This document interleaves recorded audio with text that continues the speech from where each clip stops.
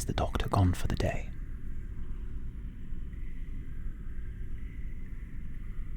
About damned time. Pardon my language. How much blood did he take from you this time? Oh, took some of mine as well while he was at it. Not enough to derail the plan. Mumbled something about comparative studies. My guess is he's working on a new weapon of peace. I'm sure this one will bring about the safety of all humankind against vampires with little to no inhumane actions committed.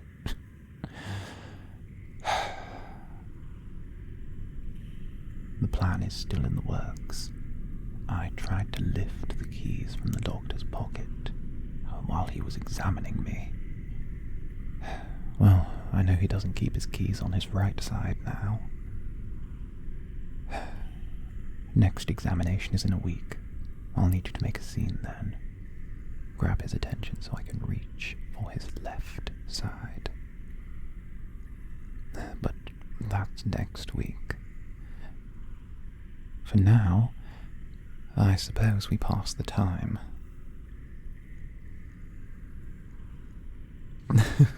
Please, don't be so morose. We have all the time in the world. Well, you do anyway.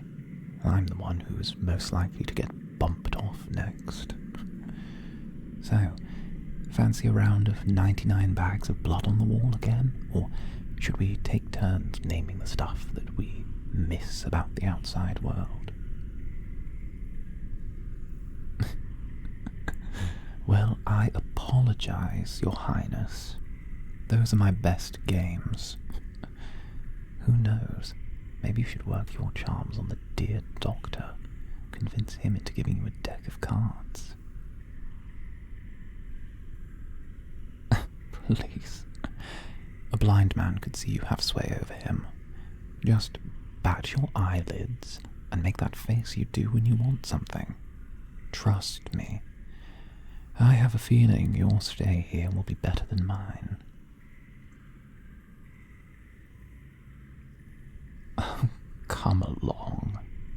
There's no need to get down. You're freshly turned. Everything is new and exciting to you. We've swapped stories. We've had enough time to. You meeting a mysterious man, the promise of, well, not quite love. Well, something hazy about that area. I mean, who can say no to a mysterious, handsome man promising them the world? There's something special about being turned for love. It's the most painful and beautiful thing, really. You realize that you get forever with someone, but you also realize that forever exposes all of those pointless little things that break you.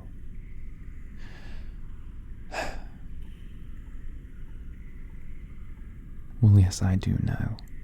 I'm quite knowledgeable on the fact.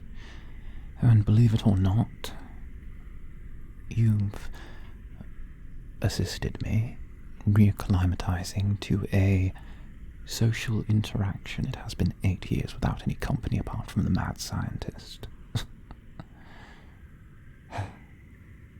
I mean, I was turned in 1904. I'm just over 100 years old.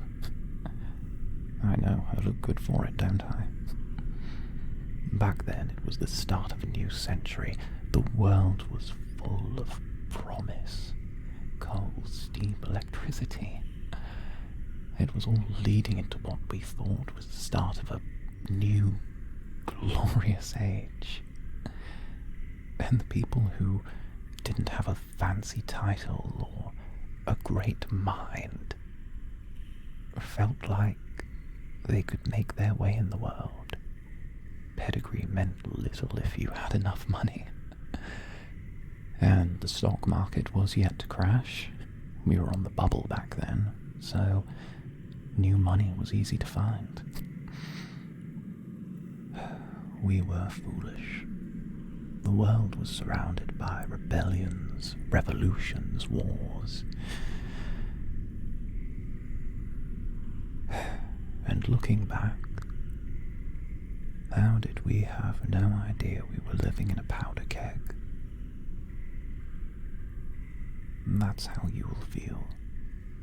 Give it 100 years and we will look back on all these times with the sense of, how did the world not see this coming? But for me, if the world's view was narrow back then, mine was the equivalent of gazing through a keyhole. You know, you've never given me the when and where of how you turned. I find that frightfully rude. Why, I do, as a matter of fact. Give me every one of the blood-soaked details. Where was it? A fancy hotel? A dinner party? Oh, at the theatre. Not the movie theatre, I mean the actual theatre.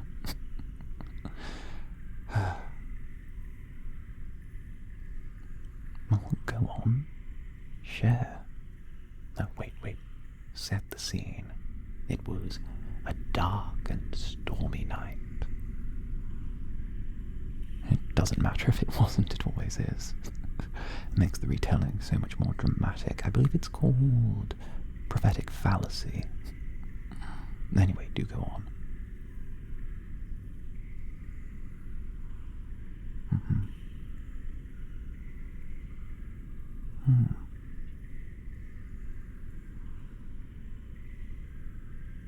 I see.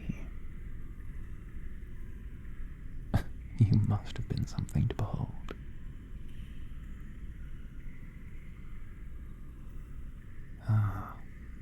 And I assume, after this bit, it hits the fangs and all part of the story.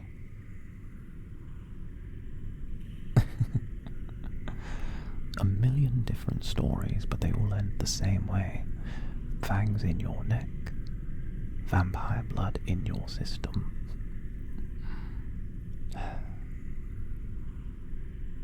Do you ever think about what you used to do before all this? Before the thoughts and the blood and hiding and day and night, and miss the simplicity of it? Well, I do. But I suppose the jump for us is slightly further. I'm a thin blood, if you remember. I'm just a human with a very long lifespan. You're a fully fledged vampire with the speed, the mind control, all the other benefits. I worked in a bookshop back before tablet computers and PDFs destroyed most chances for people to have a physical book in their hands.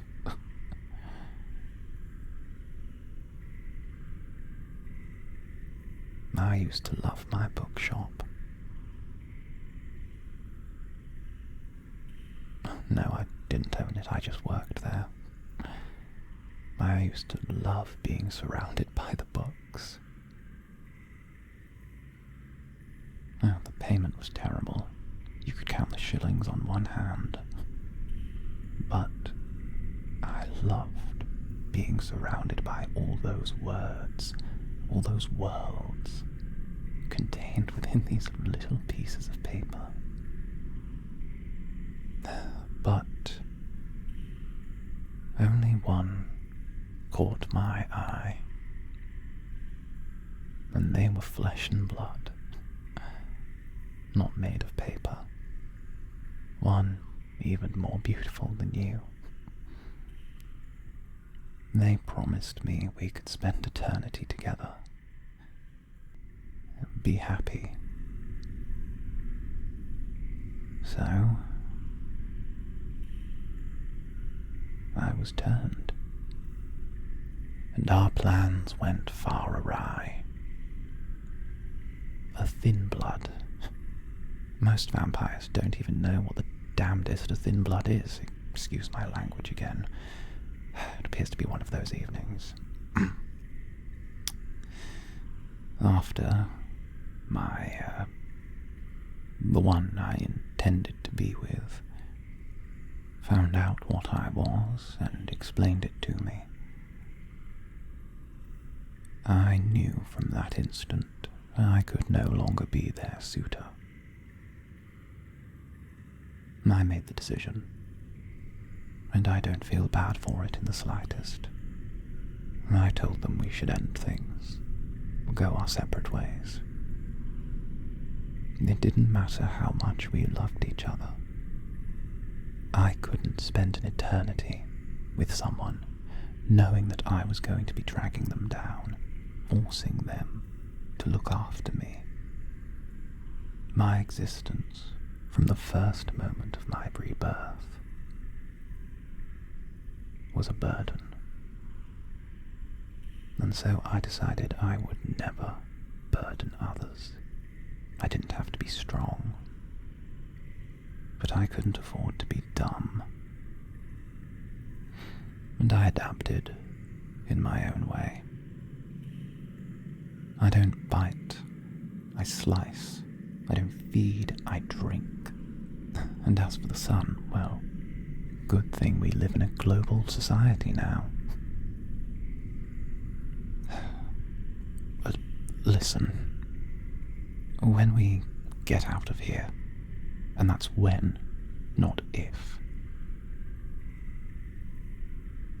I don't like owing favors, so let me help you. Anything you want, I will help you with it, whether you wish to find your sire or start a new life, a new name, a new passport, whatever you need. I might be a thin blood, but that doesn't stop me from making over 100 years of connections. Whatever you want, whatever you wish for, I will try and make it a reality. That is, if you wish it to be. I'm attempting to say that this partnership can stop as soon as we get out of here. As soon as we leave this blasted workshop of nightmares behind. Or we can keep a partnership going. See how far it takes us. But the way I see things, and forgive me for speaking crudely, but we've both been on an 18-carat run of bad luck. And I think it's time we stack the deck. Now, get some rest. I'm going to need you to have all of your strength for next week. Save your strength.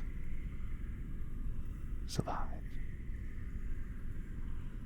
And if you need anything, I am but a cell